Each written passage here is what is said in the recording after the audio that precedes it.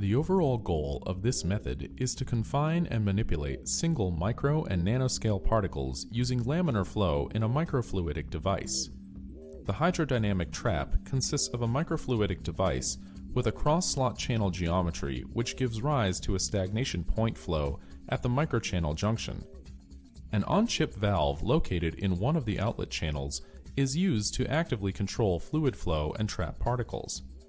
Particles are confined at a user-defined set point by active control of the stagnation point position.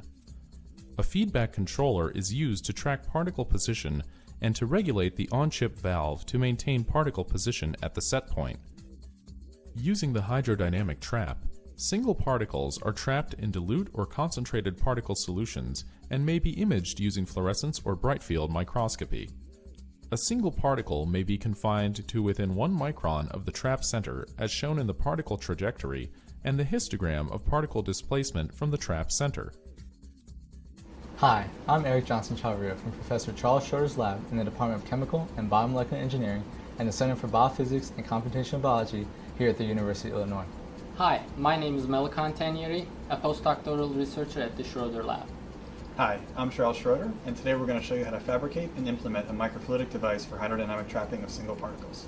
The main advantage of this technique over existing methods such as optical or electrokinetic traps is that hydrodynamic trapping is achieved by the sole action of fluid flow, thereby eliminating potentially perturbative force fields for nanoparticle or cell trapping.